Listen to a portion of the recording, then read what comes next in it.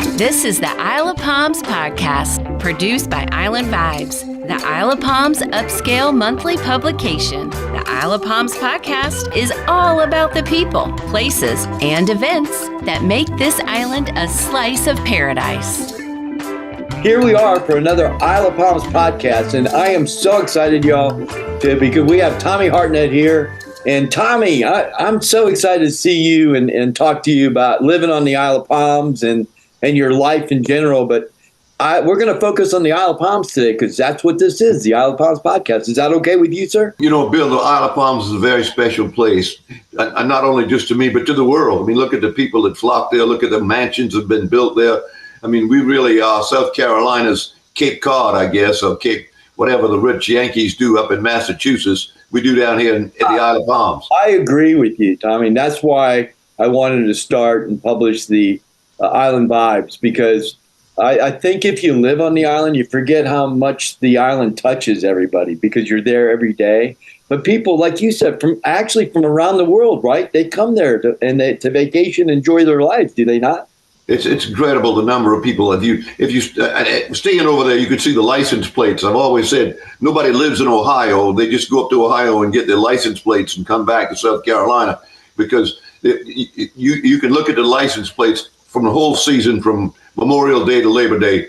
At least half of the license plates you see are out of state. Let's talk about you and Isle of Palms and why it's so interwoven with your life. Okay, so. Let's start with the first. Like, these are articles that have run already in Island Vibes, and I'm so excited to let people know more about your life on the Isle of Palms.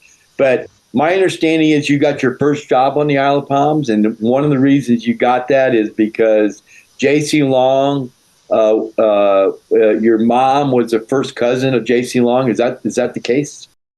That's correct. My dad was first cousin. And then what was your job and what did you do for J.C. Long? Bill, that you opened me up for a long answer. I worked down on the machine part with a fellow by the name of Wilson. He kept all the equipment, the trucks and the tractors and the front end loaders and all running. And I kind of worked down there as his assistant. But really I was more of an errand boy. I was only 16 or 17 years old at the time. But he had another fellow that worked there, and I think his name was Willie. And Willie was an African-American gentleman, probably, I guess at that time he was in his 40s, maybe in his 50s. And Willie he was, I don't know how you'd say, he had some problems in talking, and he was always happy. I wouldn't say he was autistic, but if so, he was on a borderline of being autistic. But Willie would laugh all the time. Let me finish this now. And so Willie was going to take me gigging, flounder gigging in the creek behind the island, which now is nothing but houses and docks. So we showed up, and Willie had a old gasoline lantern, Coleman lanterns, and a gig, and a little flat bottom boat. And I was doing the poling in the back, and Willie was standing up front. Well, he changed places and put me up front, and I was looking down in the water for the fish, and I hear the splash, and I looked back, and he speared a flounder. I said, "Well, how did I miss that, Willie?" He said, "Mr. Tommy, you ain't know how to look for him. You got to know how to look for him. I can see him when you can't see him." So he was one of the most colorful characters I've ever known, and he worked hard, and everybody loved him. And he and I became good friends during that summer. Bill, I don't know whatever became of Willie, but he was a grand old man. Tommy, it's kind of cool that JC was embraced somebody working there. Like Willie. I know he was happy and delightful and everything, but you said he had some challenges. So it's cool. Not only was he a minority, but he worked on the island and he had some challenges. So the fact that JC allowed that or permitted that's kind of cool. Well, he had a heart as big as his body, Bill. And people that didn't know JC criticized him a lot. He was one of the finest people I've ever known. And I think he took Willie on, and everybody at the company loved him. The women who were secretaries in the office, everybody loved Willie. But he did all kind of odd jobs. But he did have some impairments, which didn't slow him down at all. When you started working there, if you can remember your first week, what year was that? I want to say it was 1957 or 1958. Okay, so in 1958, tell the viewers in the audience and what were the roads like? There weren't any, Bill. At that time, everything pretty much stopped at 21st Avenue, and then it moved on to 41st Avenue. But where the Methodist Church is at 21st Avenue, the property on the right, which is all developed now, was a public picnic ground. And they had picnic tables out there that anybody could use. And of course, the only access was across the Ben Sawyer Bridge and the Inlet Bridge to Isle of Palms. So you had I would say that less than 20% of the roads were in place when I was working over there. They were, cutting roads and paving them, but there were very few roads. Palm Boulevard ran to 21st, and then after that, it went all the way down to 41st, but it stopped dead at 41st Avenue. It took many years for it to go to 45th Avenue or 41st Avenue. I mean, yes, it did. So what year was that? 1957, 55, whatever? 7 or 58. I think more like 58. But at that time, there was only one house between 21st Avenue and 41st Avenue on the front beach. And it was owned by a gentleman, I think, from Columbia. And he had an airplane. And he landed his airplane on the island, and he kept it in the sand dunes. And he used the beach as his runway. I mean, but we'd all want to ride down just to see this big house with this airplane. But there was only one house on the front beach. That was your first job, and you worked for J.C. Long. But there's other firsts on the island for you. And so what was, to explain what I'm leading up to here? Who did you met somebody on the island? I did. My wife Bonnie and I, we had our first date on the island. And it was a barbecue at 41st Avenue where you could actually have an open pit on the island, and you could drive onto the beach. And Bonnie and I had our first date there. And one of our chaperones was future Mayor John Tecklenburg's mother and father. Of course, John was not even born then at that time. But he and I'm trying to think what many other couples. Oh, the police chief on the island, Mr. Storen, is one of the police officers on the Isle of Palms. His grandfather was also one of our chaperones on our first date. Tommy, what year was your first date with Bonnie? 1961.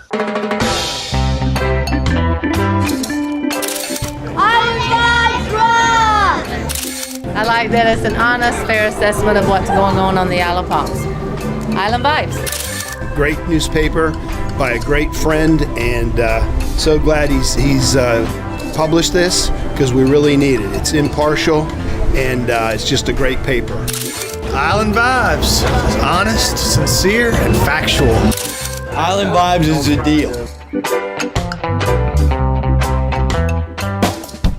You're watching the Isle of Palms podcast. Between the 57 to 1961, you had been working on that island all that time? No, I only worked there for 2 years. I worked until 1960 when I graduated from high school. So I only worked on there 2 years. So you had your first job there. You had your first date there. And didn't you buy your first house there? We did. Bonnie and I bought a house together, although we were not married and we didn't cohabitate at the time. People just didn't do that. We looked forward to living on the Isle of Palms, and JC was building a series of 3-bedroom houses, brick houses built right on the ground. And we bought one with the anticipation. I think it was probably in October when we bought it. We were going to get married in December. What year? That would have been 1965. Okay. Because we got married in December of 65. Okay. But Bonnie was teaching school in North Charleston. We only had the one old Grace Bridge across the Cooper River, and that would have been too long of a drive for her to drive from the Isle of Palms across the. We didn't have I-26, so she would have taken secondary roads all the way to North Charleston. So we sold the house, Bill. Never moved into it. We did take title to it, but never moved into it. And we went ahead after that and moved into a house that I had built west of the Ashley. Y'all decided because she was a teacher that was right. So we also realized the fact that it would have been a long travel for her. And I had this house that I had built west of the Ashley that had not sold. So rather than keep trying to sell it and leave it vacant, we moved into that house until we did sell it. Then we moved to downtown Charleston. But Bill, the Isle of Palms, you and I have talked about this before. I was over there when Fort Moultrie was still an active military facility. And we would see the soldiers, they call it bivouacking, I guess, marching up and down the island, the amphibious vehicles driving up and down the island on the beach. So we saw a lot of that kind of activity, where they were drilling, I guess is what you would call it.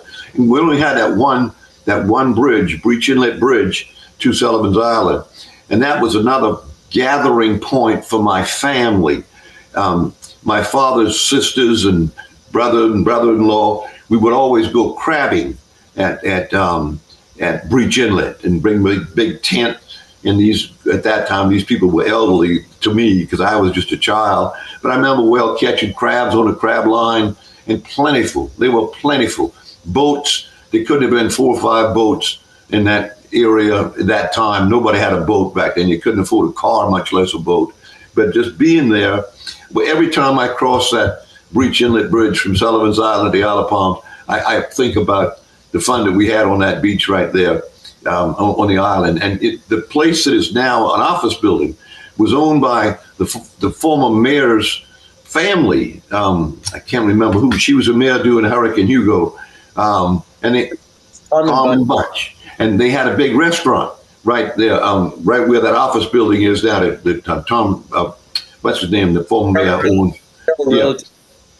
And they had soul seafood. Across on Sullivan's Island, there was a little bait shop. I mean, Bill, it was just so pristine and so, I don't know, almost out of a book. It was almost like somebody wrote this story about this paradise of an island in South Carolina. Hearing you talk about it, Tommy, because anybody that's listening to this or watching us, it's got to take them back to days begone that will never come back. When did you move to the Wild Dunes? 1978. I bought one of the cottages when they were building it in 1978. I'd always wanted to have a house on the island because all my rich friends, I lived downtown as a child, all my rich friends' families had houses on the islands, and they'd move away in the summer and leave me with nobody to play baseball with and nobody to play Cowboys and Indians with. So I always said, if I could ever make enough money to have a house on the island and a house in town, I would have arrived. But we did. We were able to purchase our first house on the Isle of Palms in 1978. You raised your family in downtown, though. Every summer we spent there, from Memorial Day till after Labor Day. I've got pictures of the children. Well, you have got pictures of my children playing in the sand, and they grew up there. And we sold that house last December. And we got a beautiful handwritten note from the woman and her husband who bought it, saying how much they appreciated us letting them buy our house. And we had left a book of memories for them there. And they said that they just hoped that they could raise their family there and have the memories that we have and had of the Isle of Palms. So at least it went into good hands, and somebody else is going to love that island now. I don't know anybody except people that have been raised there and born there. There are people on the island, obviously. But you have such deep roots on that island, way before anybody else. I mean, working J.C. Long and his group. One of the things in talking to you and publishing that article was that I always thought that Hartnett Avenue was named after you. But in fact, you told me of a Hartnett that worked for J.C. Long. What did he do, and what was his? John B. Hartnett. He was my dad's first cousin. And he was the operator of Construction Service Company, which was Uncle JC's construction company. And so Johnny was a cousin of my dad's, and of course he was an uncle. I called him uncle. So he had 2 daughters, much older than I was. But he was a wonderful man, and I would have to say that the island, that Hartnett Boulevard, is named after our family, not just me, but after our family. So in fact, it was named before I got active in politics and in public service. He was working for JC. Your uncle was working for JC Was that your uncle? Last name? My dad's first cousin, but we called him Uncle because we were that close with him. Wonderful man. And did you actually, when you were working for JC those 2 summers, did you work for him directly too one time? I did. Mr. Hartnett, Uncle Johnny was the president of Construction Service Company, but the foreman that I worked for was a man named Wilson. I worked in the shop area with Wilson and with Willie, so that was what I mostly did. So your Uncle Hartnett, how many years did he work on the island with JC? He lived permanently on the island, lived and died on the island. I'd have to say 40 years or more. You know, he was very instrumental in all that developing of the island.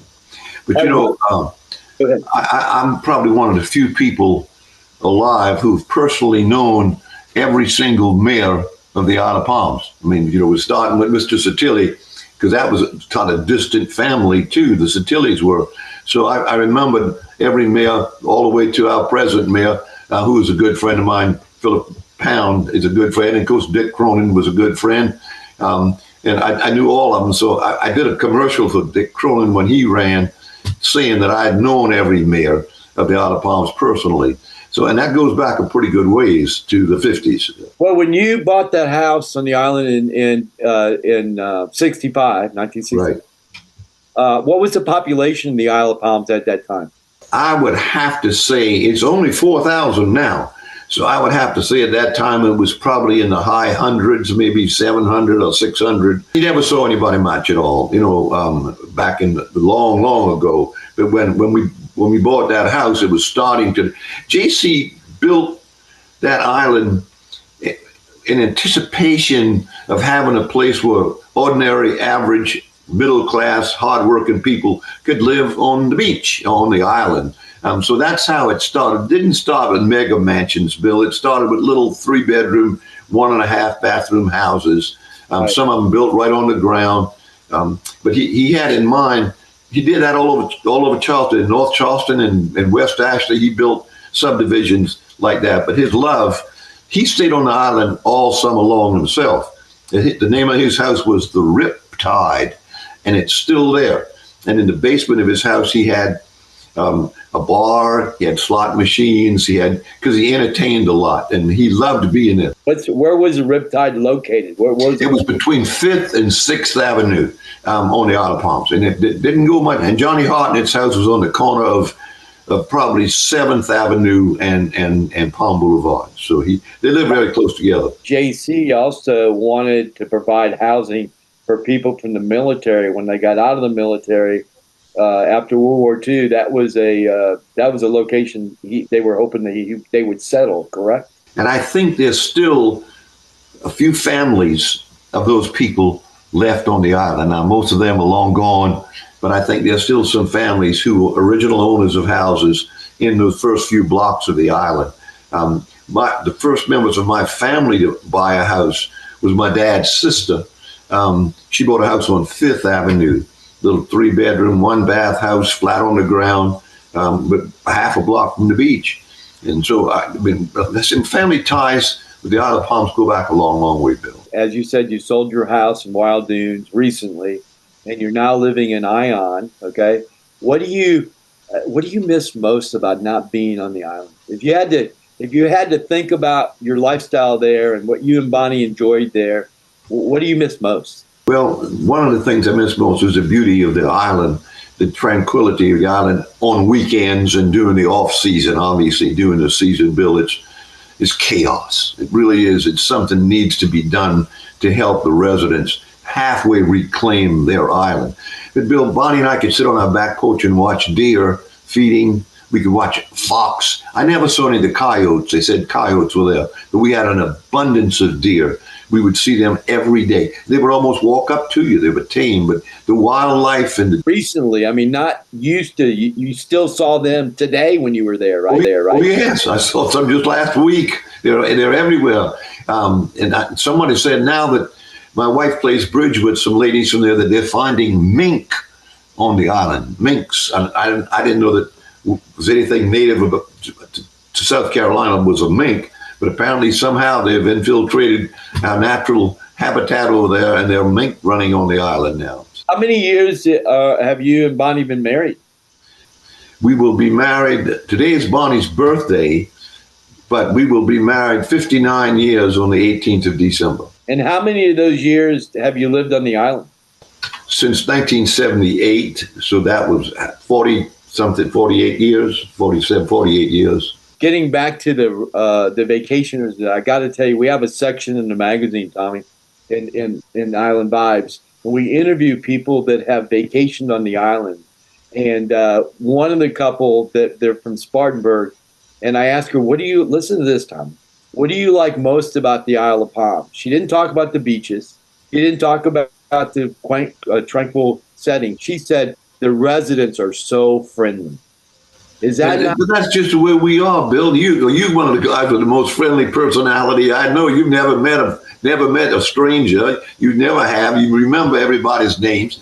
But I have to agree with that. I mean, at that little grocery store, the Harris Teeter that's there now, you can see people from everywhere, and they're sort of amazed when I'll say, "Oh, excuse me," if I'm pushing the grocery cart by them, look at me like, "Excuse me," they're from area where they don't have the same hospitality, the same congeniality, I guess, that we have here. And you have to love it. I mean, that's what this whole area, that's why I hate to see the overdevelopment of so many places. Tommy, I want to close with that visitor said, and I'd also like to invite you. I've had a lot of fun doing this. You've had such a robust career. May I invite you back to have another podcast about your career beyond Isle of Palms? Would that be okay? I would love that. It's a storied career. I first was elected to office when I was 22 years old, Bill, and I served for 22 years consecutively in public office.